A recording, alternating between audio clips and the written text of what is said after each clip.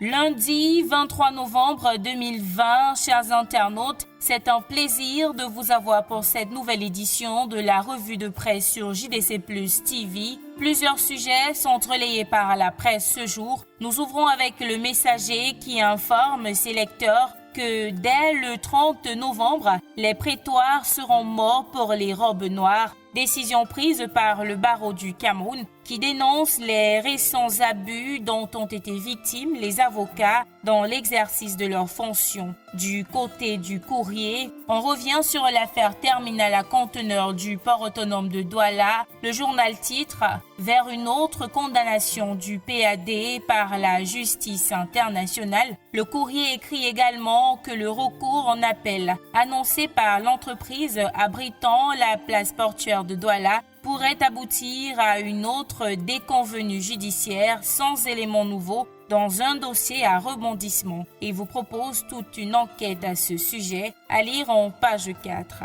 Camto, 60 jours de séquestration. Voilà le titre proposé par le quotidien Le Jour en pied de une. Le journal d'Amanmana nous fait savoir que certaines militantes du mouvement pour la renaissance du Cameroun qui ont manifesté contre cette séquestration à domicile le week-end dernier ont tous été arrêtés. Pour rappel, le leader de ce mouvement, Maurice Kamto, est assigné à résidence depuis le 22 septembre 2020, jour de manifestation organisée pour demander le départ du pouvoir du président Paul Biya.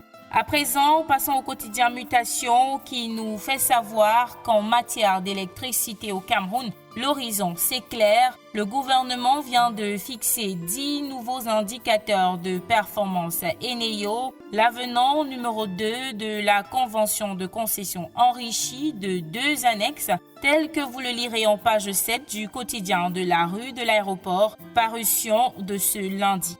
Dans son édition de ce lundi, La Voix du Centre parle du top 2020 des 10 meilleurs directeurs généraux au Cameroun et il s'agit entre autres de Joseph Bassagal, Boni Dachako, Emmanuel Nyossi, Bernard Fongan, Félix Etundi et Marturin Kamdem. Tel que vous le voyez sur votre écran, le journal a pris le soin de présenter ses directeurs généraux qui, selon lui, sont les meilleurs au Cameroun. Pour plus de précision, lire les colonnes de La Voix du Centre, parution de ce lundi. Dans ce même numéro, La Voix du Centre écrit que dans le cadre du conflit FECAFOOT, Ligue de football professionnel du Cameroun, les décisions du président de la République sont attendues après avoir instruit au Premier ministre de réunir les différents protagonistes dans l'affaire et trouver des solutions à lui présenter. Les instructions ont été respectées et les propositions de solutions déposées sur la table du chef de l'État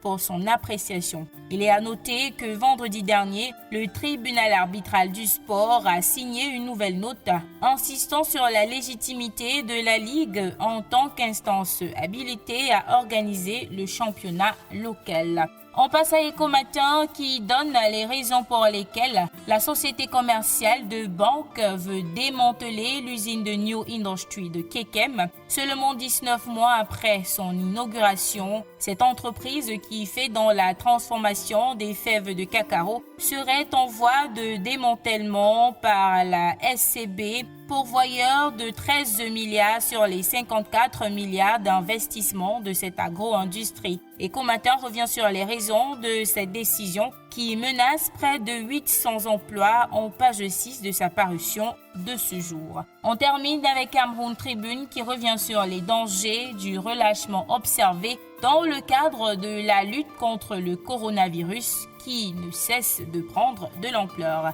Et c'est sur ce que nous mettons un terme à cette édition de la revue de presse sur JDC Plus TV. De votre attention, merci. À demain.